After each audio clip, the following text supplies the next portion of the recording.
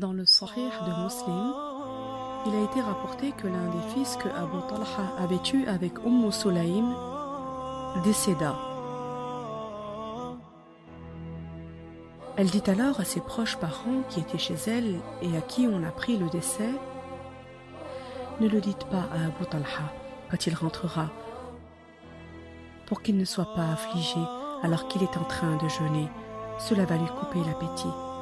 Laissez-moi lui annoncer cette nouvelle. » Quand Abu Talha rentra, elle lui présenta son dîner. Il mangea et but, puis elle se fit belle pour lui en mettant de beaux vêtements, en s'ornant de bijoux et de parures, de la meilleure manière, preuve de sa grande patience et de sa totale confiance en Dieu. Il eut alors un rapport avec elle. Quand elle vit qu'il avait assouvi son désir, elle lui rappela qu'il convient de patienter lorsque l'on apprend le décès d'un enfant, car l'enfant est comme un bien qui nous est confié et qui va être repris. Elle lui dit: « Abu Talha, dis-moi, si des gens ont prêté quelque chose à une famille et que par la suite ils demandaient à cette famille de la leur rendre, est-ce que cette famille peut conserver ce qui lui a été confié et priver les propriétaires de leurs biens ?» Il lui répondit: « Non, cette famille n'a pas à les priver.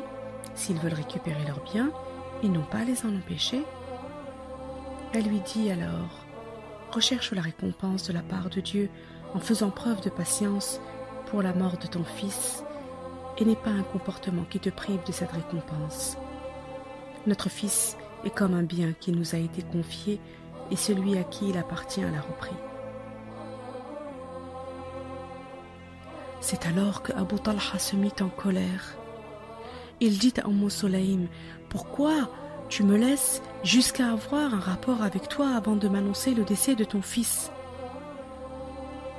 Il partit immédiatement raconter ce qui lui était arrivé au messager de Allah sallallahu alayhi wa sallam et lui apprit comment Sulaym avait agi avec lui, alors que son comportement à elle indiquait sa totale confiance en Dieu et sa grande patience, chose que de nombreux hommes ne possèdent pas. Après avoir entendu son récit, le messager de Allah sallallahu alayhi wa sallam leur fit des invocations à tous deux et dit: « Barakallahu lakuma fi laylatikuma » c'est-à-dire que Allah vous accorde des bénédictions dans votre nuit. Que cela soit une cause pour que vous ayez un autre enfant et qu'il soit un enfant de bien. Anas, qui rapporte le hadith, a dit que Sulaym tomba enceinte et c'était un exaucement de l'invocation du prophète de Allah sallallahu alayhi wa sallam. Quel bel exemple que celui de Sulaym, cette femme dont le cœur est éclairé par la bonne guidée du prophète élu et qui s'est embellie de patience lors du décès du fils qu'elle avait eu avec Abu Talha.